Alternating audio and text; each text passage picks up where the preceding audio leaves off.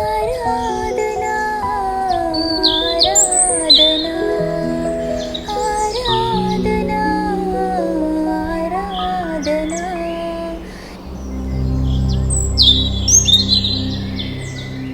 త్రియక దేవుని నామంలో మీ అందరికీ కూడా ఈ మండలకాల ధ్యానాంశంలోనికి ప్రభు పేరిట స్వాగతం తెలియజేస్తుంటున్నాను.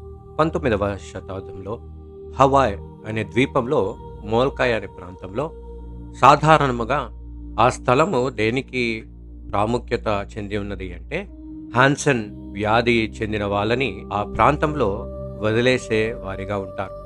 చాలా మటుకు అక్కడుంటున్న వారు ఈ లెప్రసీ వ్యాధితో బాధపడుతున్న వారిని అక్కడ దూరముగా సమాజానికి సంఘానికి దూరముగా ఉండాలి అంటూ మోల్కాయ్ ప్రాంతంలో వారిని విడిచిపెట్టిన వారిగా ఉన్నారు. వారు అక్కడనే చాలా కఠినముగా క్రూరముగా చనిపోయే వారిగా ఉంటూ వారిని ఎవరు కూడా దహనము చేయడానికి కూడా ముందుకు వచ్చేవారు కారు. ఎందుకంటే వారికి కలిగి ఉన్న ఆ వ్యాధిని బట్టి ఎవరు కూడా వారిని ముట్టుకోవాలని ధైర్యం చేసేవారు కారు. అది అతి భయంకరమైన పరిస్థితిగాను. అట్టి స్థలంలో 1873వ సంవత్సర కాలంలో బెల్జియంకి చెందిన ఒక దైవ సేవకుడు ఫాదర్ డామిన్ తాను తన పరిచర్య సేవ నిమిత్తమై వాలంటీర్గా ఆ ఒక ప్రాంతమునకు వెళ్ళిన వాడిగా ఉన్నారు. చాలామంది ఏమని అనుకున్నారు అంటే ఒక వారము పాటు తాను ఉండి తిరిగి వచ్చేస్తాడు అనుకొని ఫాదర్ డామిన్ని ఎదురు చూచిన వారిగా ఉన్నారు.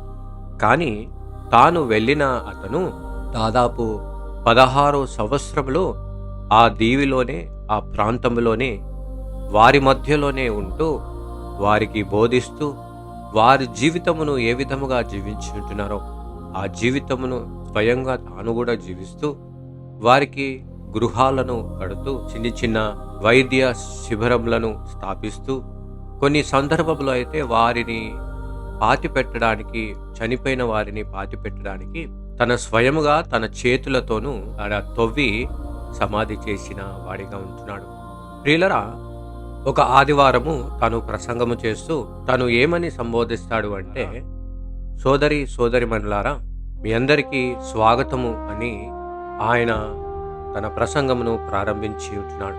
ఆ తదుపరి తను ఆలోచించడం ప్రారంభించి ఒక ఆరోగ్యవంతుడు ఒక అనారోగ్యవంతుడి మధ్య ఏదో భేదము ఏదో అడ్డుగా ఉన్నది అని గమనించిన వాడిగా ఉంటున్నాడు. అలానే ఒకనాడు ఫాదర్ డామిన్ గారు తన యొక్క రోజువారీ పనులలో తాను టీ చేసుకుందామని వేడి నీళ్లను సిద్ధపరుస్తుండగా ఆ వేడి నీళ్లు తన చేతి మీద కాళ్ళ మీద పడటము, ఎప్పుడైతే అది తన చేతుల మీద కాళ్ళ మీద పడి ఉంటున్నదో తనకి నొప్పి వంటిది ఎటువంటి స్పర్శ తను పొందుకోలేదు. అప్పుడు తను గమనించిన వాడేంటంటే నాకు కూడా ఈ హాన్సన్ వ్యాధి నాకు సోకి ఉన్నది అంటూ తను నిర్ధారణ చేసుకున్నాడు. ఆ తదుపరి ఉదయకాలంలో తిరిగి యథావిధిగా వారిలో ఉంటున్న వారికి అక్కడ వెళ్ళి దేవుని ఆరాధన చేస్తుంటూ తన ప్రసంగము ఈ విధముగా ప్రారంభించి ఉంటున్నాడు. ఏమని అంటే మనం కుష్టితో బాధపడుతున్న మనము దేవుని రాజ్యమునకు వారసులమై ఉన్నాము అంటూ ఫాదర్ డామిన్ గారు తన ప్రసంగమును ప్రారంభించినట్లుగా చూస్తుంటున్నాం. ప్రియులరా, ఫాదర్ డామిన్ గారు కేవలము వారిని దూరం నుండి చూచి అయ్యో పాపం అని ఆ కార్యము చేయలేదు, బోధించలేదు. కానీ పాపుల కొరకు వచ్చిన క్రీస్తు ఏ విధముగా అయితే మనలో ఒకనిగా ఈ లోకంలో జీవించి ఉన్నాడో అదే విధముగా ఫాదర్ డామిన్ గారు కూడా వారి మధ్యలో జీవించి వారితో కలిసి సహవాసము చేసిన వాడిగా ఉంటున్నాడు. అందును బట్టి భక్తులు ఏమంటారంటే దేవుడు ఏ విధముగా అయితే మనిషిగా మారి ఉంటున్నాడో మనము కూడా మనుషులమైన మనము దేవుని వలె దైవ లక్షణము కలిగిన గుణాతిశయములను పొందుకుంటూ నవీన స్వభావమును పొందుకుంటూ ఆయనను ధరించుకున్న వారి వలె ఈ లోకంలో జీవించు వారిగా ఉండాలి అంటూ జ్ఞాపకం చేస్తుంటున్నాడు.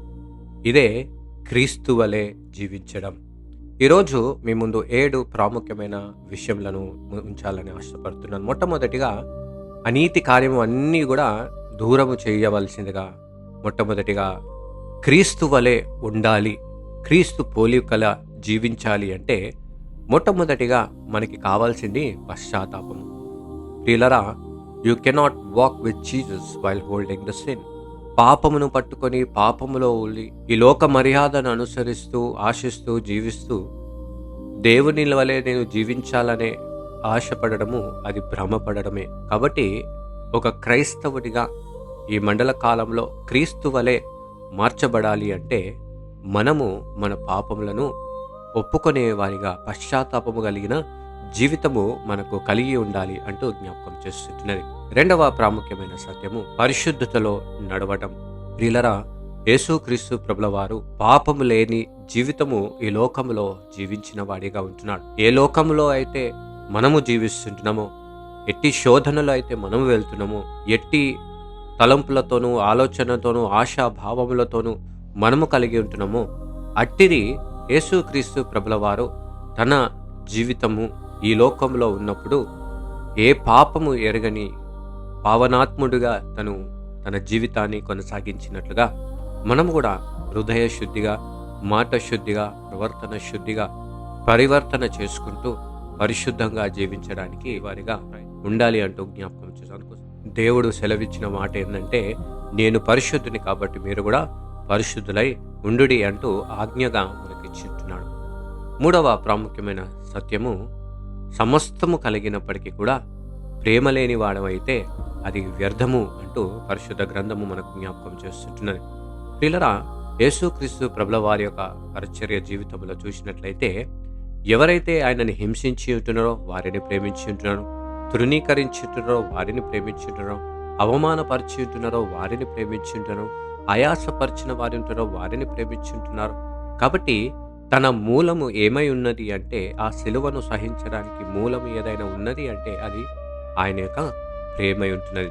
కాబట్టి అటువంటి ప్రేమగా, త్యాగపూరితమైన ప్రేమగా, అన్కండిషనల్గా మనము ఇతరులకు క్రీస్తు ప్రేమను కనపరచు సాధనముగా మనము ఉండాలి అంటూ జ్ఞాపకం చేస్తున్నాను. నాలుగవ విషయము మనం చూసినట్లయితే, దేవునికి పరిపూర్ణమైన విధేయతను కనపరచేవారిగా ఉండాలి. యేసుక్రీస్తు ప్రభుల వారు తన మరణము పొందేంతగా తండ్రి అయిన దేవుని యొక్క ఆజ్ఞలను, విధేయతను కనపరిచిన వాడిగా ఉంటున్నాడు. ఎక్కడ కూడా తన సొమ్మసిల్లినట్లుగా, ఎక్కడ కూడా దేవునికి విరుద్ధముగా ప్రవర్తించినట్లుగా మనం కనిపించదు. ఎందుకంటే the true discipleship is proven by the obedience. దేవుని యొక్క నిజమైన శిష్యులుగా ఉండటానికి నిజమైన ఒక లక్షణం ఏంటంటే విధేయత.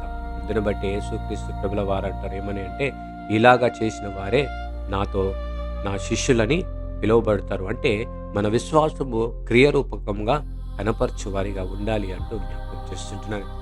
ఐదవ విషయం మనం చూసినట్లయితే, దీనులుగా మనము నడిచేవారిగా ఉండాలి. వీళ్ళరా, యేసుక్రీస్తు ప్రభుల వారు రాజులకు రాజు, ప్రభులకు ప్రభు, సర్వమును తన మాటతో సృష్టించిన దేవుడు అయినప్పటికీ కూడా ఈ లోకానికి వచ్చి మనుషుని యొక్క పాదములను కడిగిన దేవుడిగా, సాత్వికుడుగా తన్ను తాను తగ్గించుకున్న వాడిగా ఉంటున్నాడు. అందును బట్టే ప్రియులరా, మనము కూడా ఏ విధముగా అయితే దేవుడు తన్ను తాను తగ్గించుకున్నాడో, మనము కూడా గర్వమును మానివేసేసి విధేయతను, వినయము కలిగిన మనస్సును దేవునికి ఇష్టమైనదిగా ఉంటున్నది అంటూ గుర్తించు వారిగా ఉండాలి. ఎందుకంటే ఎవరైతే దీనులు ఉంటారో వారికే ప్రభువు తన సన్నిధిని, తన కృపను కనపరచువాడై ఉంటాడు అంటూ జ్ఞాపకం చేస్తుంటున్నాడు. ఆరవ ప్రాముఖ్యమైన సత్యము, యేసుక్రీస్తు ప్రభుల వారు దేవుడైనప్పటికీ కూడా తాను ఈ లోకంలో తన జీవితమును కొనసాగించినప్పుడు తను అనేకమైన మార్లు తను ఒంటరిగా వెళ్ళి తన తండ్రికి ప్రార్థన చేసి అన్యోన్యమైన సహవాసంలో జీవించిన వాడిగా ఉంటున్నాడు. యేసుక్రీస్తు ప్రభుల వారే దేవుడన్న వాడే అటువంటి సహవాసంలో ఉండడానికి ఇష్టపడిన వాడు. మనము కూడా అటువంటి సహవాసము కలిగి ఉండాలి. అందుకోసమే ఒక ప్రార్థన లేని జీవితము, క్రీస్తుని కనపరచలేని స్థితిలో ఉంటున్న ఈరోజు క్రైస్తవులుగా పిలువబడుతుంటున్నాం. కానీ క్రీస్తుని ప్రకటించలేని జీవితము మనము జీవించువారిగా ఉంటున్నాం. ఎందుకంటే మనలో స్వార్థపు పూరితమైన జీవితము కలిగి ఉంటున్నది కాబట్టి, ప్రార్థన లేని జీవితముగా ఉంటున్నది కాబట్టి ఈ మండల కాలంలో ప్రాముఖ్యముగా, ప్రాధాన్యతగా ప్రార్థనకు మనము చోటిస్తాం. ప్రార్థనలో ప్రభువు వలె మార్చుకుందాం. చివరిగా మనం చూసినట్లయితే వాక్యానుసారముగా జీవించడము, వాక్యమును ప్రకటించడం. ప్రియులరా, మన జీవితము దేనికి కేంద్ర బిందుగా ఉంటున్నది? అది వాక్యముకా, లోకానికా అనేదే ఒక ప్రశ్నగా మన ముందున్నది. కాబట్టి నిత్యము వాక్యానుసారముగా జీవితాన్ని జీవించేవారిగా ఉండాలి. యేసుక్రీస్తు ప్రభుల వారు తన జీవితంలో ఇది వ్రాయబడి ఉన్నది, ఇది ప్రభు సెలవిచ్చి ఉంటున్నాడు, ఇది తండ్రి యొక్క స్వరము, ఇది తండ్రి నాకు వినిపించి ఉన్నాడు అంటూ నిత్యము వాక్యానుసారమైన జీవితము ఏ విధముగా జీవించాలో అనేది తన జీవితం ద్వారా నిరూపించిన వాడిగా ఉంటున్నాడు. కాబట్టి ప్రియులరా, ఈరోజు మనము కూడా సజీవమైన సువార్తగా జీవిస్తూ ప్రకటిస్తూ అనేకులకు అటువంటి సాక్షులుగా దేవుడు యేసుక్రీస్తు ప్రభుల వారిని కనుగొనే సాధనముగా నీవు నేను ఈరోజు ఈ మండల కాలంలో మనము మలుచుకుందాం, మార్చుకుందాం. కాబట్టి ప్రియులరా, ఈ 7 ప్రాముఖ్యమైన సత్యములలో ఎప్పుడైతే మన ఈ మండల కాలంలో జీవించే వారిగా ఉంటామో అది మనము నిత్యము క్రీస్తుకి ప్రతిబింబంగా, క్రీస్తుకి రాయబారులుగా, క్రీస్తుకి సాక్ష్యంగా ఈ లోకంలో జీవించే సహాయము త్రియేక దేవుడు మనకు అనుగ్రహించి కాపాడును గాక. ఆమేన్. ప్రార్థించుదాము. మహా గొప్ప కనికరము కలిగిన మా ప్రియ పరలోకపు తండ్రి, యేసుక్రీస్తు ప్రభువా, నీ దయగలిగిన నామానికి వందనాలు, కృతజ్ఞతాస్తుతులు చెల్లించుకుంటున్నాం.